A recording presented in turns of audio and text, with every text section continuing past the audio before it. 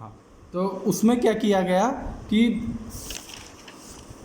1853 में all India civil services exam की शुरुआत की गई। वैसे all India civil services exam की जो बात थी वो 1833 में ही कही गई थी, लेकिन इसको फोर्स में all India civil service exam को 1853 में लाया गया।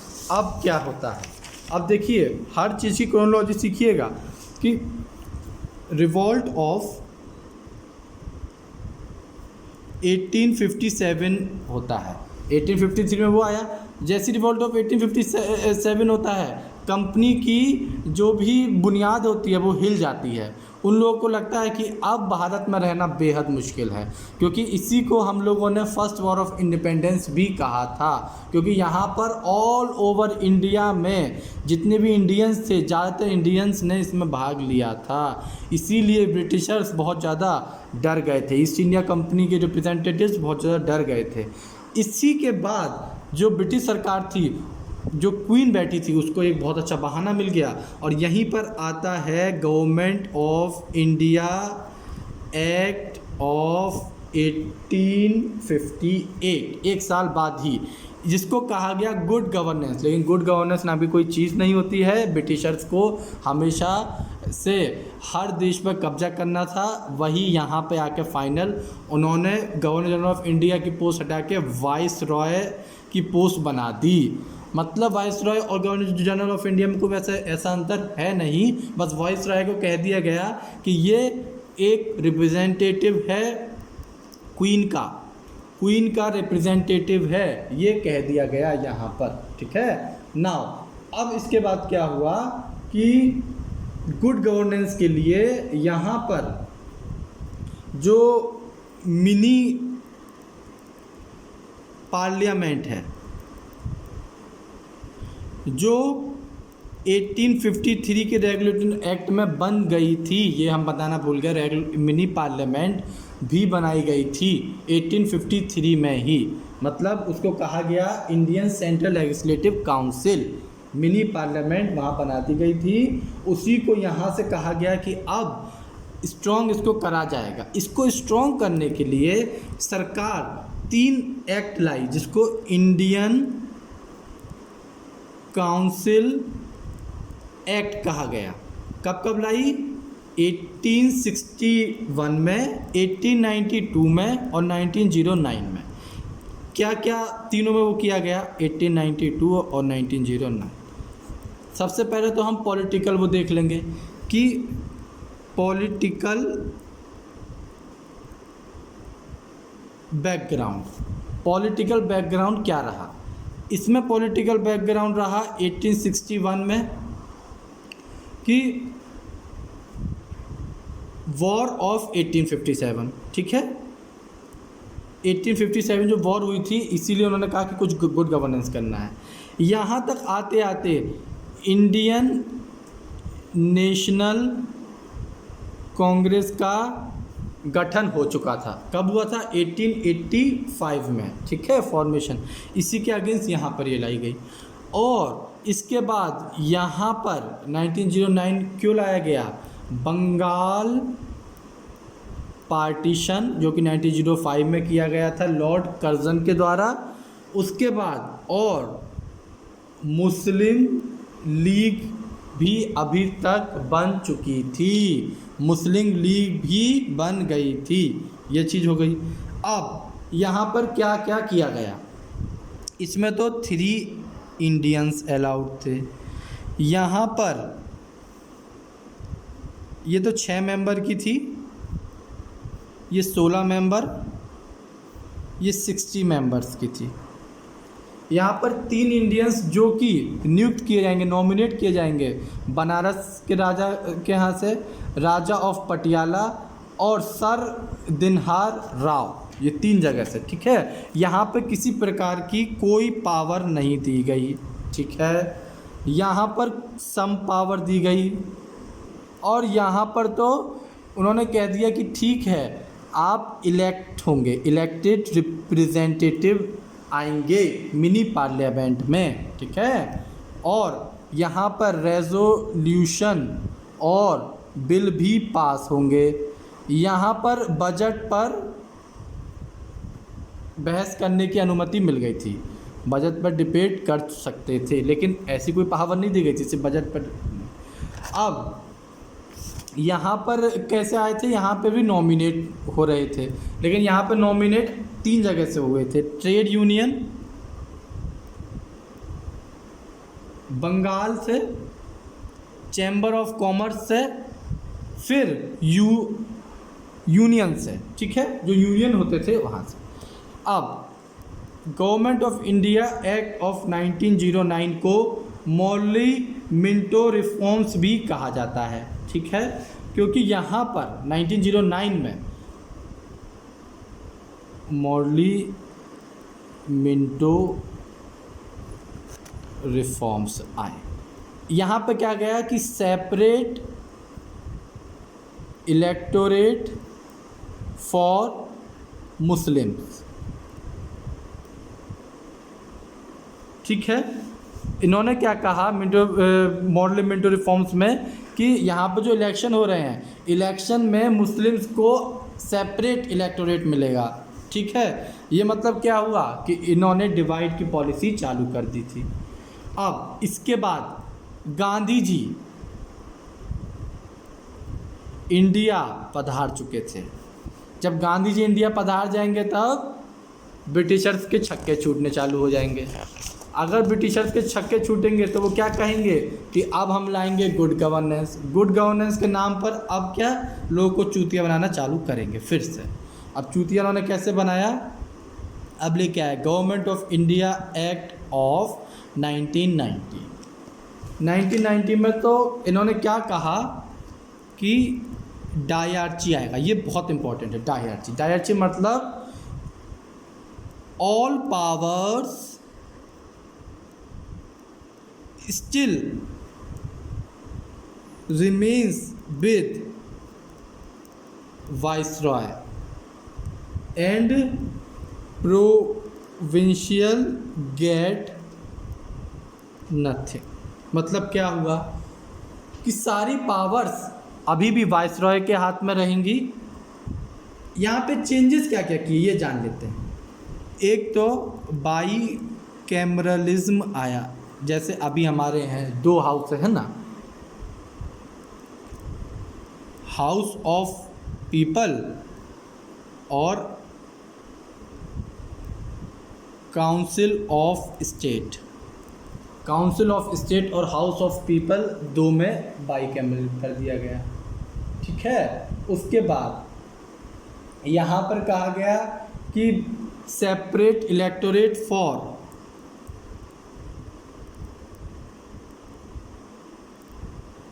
सिक्स, मतलब इन्होंने अब आगे बढ़ा दिया कि अब और भी जगह हम डिवाइड की पॉलिसी चलाएंगे, ठीक है।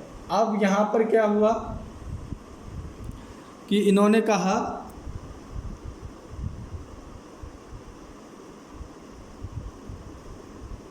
यहाँ पर लेजिस्लेटिव लिस्ट अलग की गई एग्जीक्यूटिव लिस्ट से, ठीक है।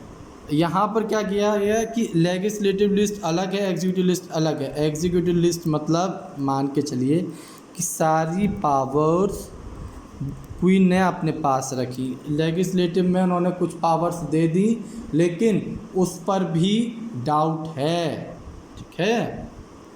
इसीलिए गांधी जी ने नॉन कोऑपरेशन मूवमेंट लॉन्च कर दिया। चलिए, गांधी जी ने नॉन कोऑपरेशन मूवमेंट लॉन्च कर दिया। अब इसके बाद आता है साइमन कमीशन 1927 में। इन्होंने कहा कि अब हम भारत का कॉन्स्टिट्यूशन संविधान बनाएंगे, और संविधान तो बनाएंगे लेकिन उसमें कोई भारतीय को नहीं रखेंगे। संविधान में कमेटी में एक भी भारतीय नहीं था, इसीलिए इसको बायकॉट किया गया और 3 राउंड कॉन्फ्रेंस इसमें रखी गई। 3 राउंड कॉन्फ्रेंस ऐसा नहीं था कि बहुत दिन बाद, एक ही दिन में 3 मीटिंग रखी गई, जिन्हें 3 राउंड ऑफ कॉन्फ्रेंस कहा गया, बस इतना था। ये भी फेल कर गया। ये फेल कर गया तो सरकार लेके आई government of India act of 1935। Government of India act of 1935 में क्या कहा, चलिए हम आपको एक और लॉलीपॉप देंगे। लॉलीपॉप क्या है कि अब हम डाईआर्ची को रिमूव करते हैं। इन्होंने यहाँ पे डाईआर्ची को रिमूव कर दिया, ठीक है, डाईआर्ची नहीं रहेगी। लेकिन यहाँ पर क्या कहा गया कि फेडरल लिस्ट, प्रोविंशियल लिस्ट और कॉन्करेंट लिस्ट, ये तीनों लिस्ट अलग अलग रहेंगी और रेसिडुअल पावर्स वाइसरॉय के पास रहेंगे। समझे? Federal list, provincial list, concurrent list, तीन लिस्ट में बांट दिया कि तीन लिस्ट के आधार पर ही जो है कोई भी लॉ बनेगा, कॉन्स्टिट्यूशन में आगे काम होगा। और रेसिडुअल पावर वाइसरॉय के पास ही रहेंगी। फिर उन्होंने कह दिया कि वाइसरॉय के पास रहेंगी। अब जो है इंडियंस को ये मंजूर नहीं था कि अब वाइसरॉय हमारा भारत देश चलाएगा, भारत देश महान। इसीलिए जब ये भी विफल हुआ तब आया अगस्त ऑफर 1940 में। ये एक फाइनल, जैसा कहते हैं एकदम फाइनल था, जो कहता था कि दो देश में विभाजित भारत नहीं हो। मतलब मुस्लिम पाकिस्तान का देश और भारत, ये एक लास्ट उम्मीद थी जो कहती थी कि अभी भी हमारा भारत देश एकजुट रहेगा और पाकिस्तान अलग नहीं होगा। लेकिन जिन्ना जी जो कि बहुत ज़्यादा एम्बिशियस थे, तो मुस्लिम लीग ने इसे बायकॉट किया और कहा कि हमें तो भैया सेपरेट कंट्री चाहिए। एक बात जान लीजिए भाई, हर आदमी एम्बिशियस होता है, इसी तरीके से जिन्ना जी भी एम्बिशियस थे। जिन्ना को क्या लगता था कि अगर मैं भारत में रहूँगा तो मेरे साथ क्या होगा, हमेशा भेदभाव होगा। जवाहरलाल नेहरू ऊपर रहेंगे, ये सोचते थे मैं नीचे रहूँगा, मैं उनके अंडर काम करूँगा, जो मुझे एकदम भी बर्दाश्त नहीं है और इसीलिए मुझे अलग देश चाहिए। और इसका आज तक हम खामियाजा भुगत रहे हैं जिन्ना जी की ईगो का। अब यहीं पर आपका नेहरू रिपोर्ट भी आती है, क्रिप्स मिशन आता है, सब के सब हम पढ़ेंगे मॉडर्न हिस्ट्री में, ठीक है। अब इसके बाद आता है इंडिया इंडिपेंडेंस एक्ट। हमारा देश आज़ाद हो गया 1947, इंडियन इंडिपेंडेंस एक्ट ऑफ 1947, जिससे हमने कहा कि ब्रिटिशर्स का रूल एंड हो गया। Now we are free Indians.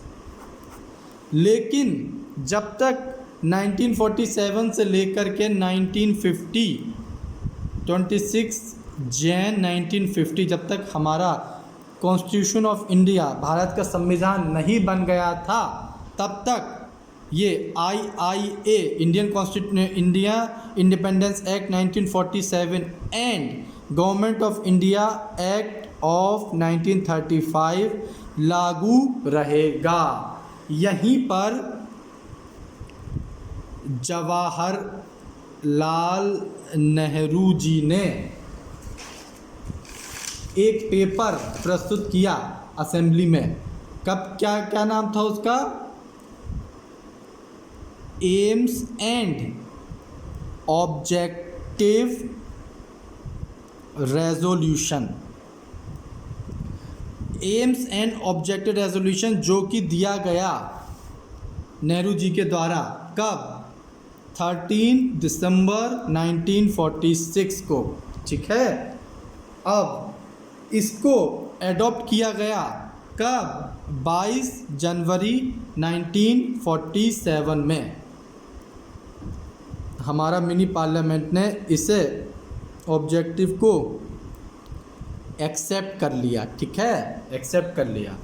इसी को कहा जाता है ब्लू प्रिंट ऑफ प्रियम्बल। अब हम पढ़ेंगे प्रियम्बल। चलिए प्रियम्बल को पढ़ के देखते हैं।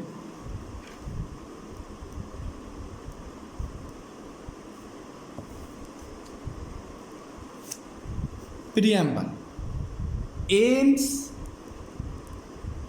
And objective resolution. ठीक है, एम्स एंड ऑब्जेक्टिव रेजोल्यूशन आया। अब यहाँ पर क्या कहा गया, इसके बाद जब कॉन्स्टिट्यूशन ऑफ इंडिया आया तो इसी को प्रियम्बल माना गया। अब यहाँ पर क्या है, प्रियम्बल में मेनली सबसे पहला चीज़ आता है we the people. We the people मतलब कि हम किसी की भी कॉलोनी नहीं है, हम ब्रिटिशर्स की तरह वहाँ पर जैसे क्वीन का शासन है वो नहीं है। हमारे यहाँ लोगों का शासन है। हमारे यहाँ जो हमारा हेड है उसको हम लोग चुनते हैं। हम प्राउडली कहते हैं वी द पीपल। ठीक है। नाउ प्रियम्बल में हमारे कुछ कुछ शब्द पहले से थे और कुछ बाद में ऐड किए गए। जैसे सबसे पहला है सॉवरेन, फिर है डेमोक्रेटिक, फिर है रिपब्लिक, फिर है सेक्युलर, फिर है सोशलिस्ट एंड देन आफ्टर है इंटीग्रिटी। और उसके बाद हमने बात की जस्टिस की, उसके बाद हमने बात की इक्वलिटी की, फिर हमने बात की लिबर्टी की और फिर बात की फ्रेटर्निटी की। प्रियम्बल में ही यही शब्द आते हैं। अब हम एक एक करके इन सब शब्दों का मतलब समझेंगे। सॉवरेन, हमारा देश सॉवरेन है। सॉवरेन मतलब हो गया कि हमारा देश आज़ाद है और हम किसी और देश से किसी टाइप की संधि हमने नहीं की है। हम जो है किसी भी देश के कॉलोनी नहीं है। ठीक है, क्योंकि हम आज़ाद हैं, मतलब we are independent citizens.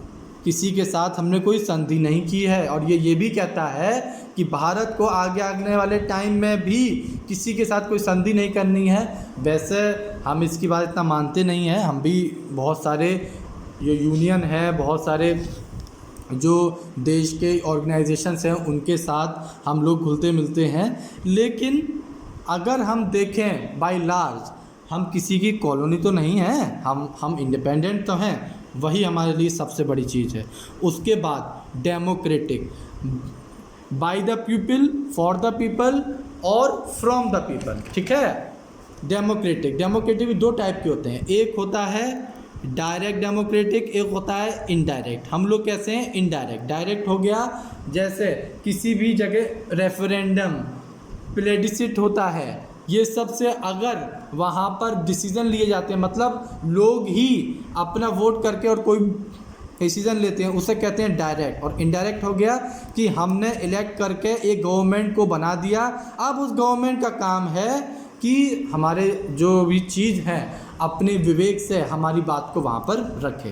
Republic add किया गया सिर्फ और सिर्फ इसलिए क्योंकि कुछ देशों में क्या होता है कि डिक्टेटरशिप आ जाती है। जैसे पाकिस्तान, कभी वहाँ पर देखते हैं कि मिलिट्री का रूल आ जाता है, कभी देखते हैं कि सरकार का रूल आ जाता है। इसीलिए हमारे संविधान में प्रियम्बल में रिपब्लिक शब्द को ऐड किया गया।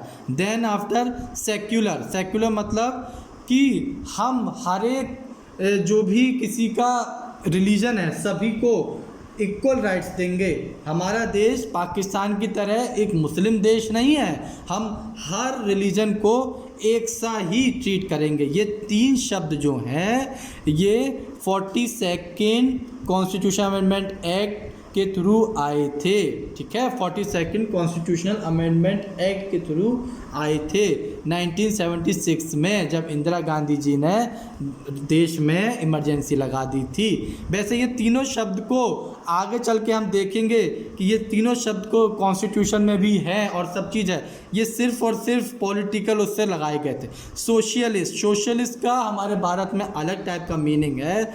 हम मार्क्सिस्ट प्लस गांधी जी दोनों के प्रिंसिपल पर चलते हैं, मतलब इक्वल अपॉर्चुनिटी फॉर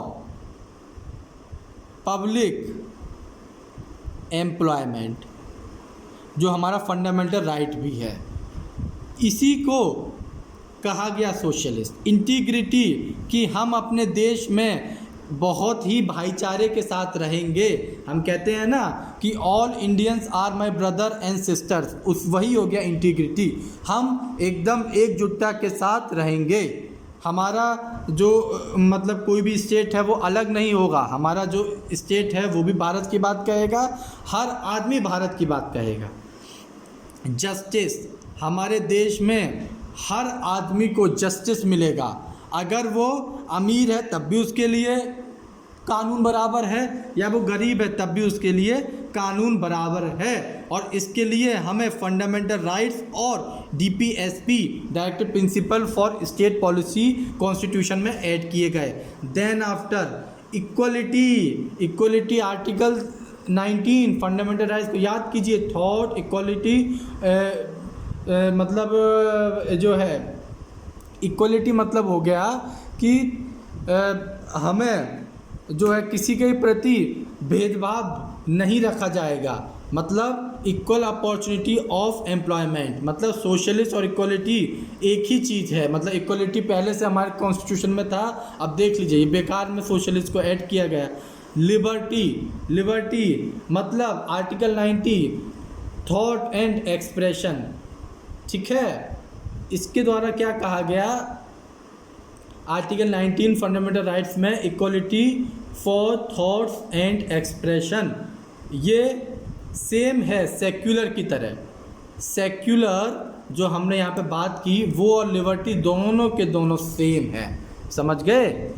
अब आइए फ्रेटर्निटी में। फ्रेटर्निटी मतलब हो गया कि हमारे देश में हम सब फ्रेटर्नल ब्रदर्स एंड सिस्टर्स हैं, समझ गए। इंटीग्रिटी और फ्रेटर्निटी आ गया समझ में, दोनों सेम ही हैं। झूठों का ये इंटीग्रिटी यहाँ पे ऐड किया गया।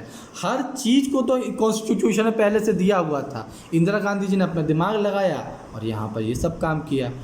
अब हम देखेंगे फ्रेटर्निटी मतलब ये भी है एक कि हमारा कॉन्स्टिट्यूशन सिंगल सिटीजनशिप की बात करता है, सिंगल सिटीजनशिप की बात करता है। डबल सिटीजनशिप हमारे कॉन्स्टिट्यूशन ऑफ इंडिया में नहीं है, ठीक है। चलिए आज के लिए इतना ही, आगे के टॉपिक्स अब हम कल डिस्कस करेंगे। सबसे मेन है कि आप लोगों को पेन और कॉपी लेकर के बैठना है और बहुत ही अटेंटिव रहना है। ये लेक्चर्स बहुत इम्पॉर्टेंट हैं अगर आप यूपीएससी की तैयारी कर रहे हैं या आगे आने वाले टाइम में करेंगे और बेस बनाना चाह रहे हैं, तब भी ये लेक्चर्स आपको बहुत ज़्यादा हेल्प करेंगे। चलिए आज के लिए इतना ही, धन्यवाद। जय हिंद, जय भारत।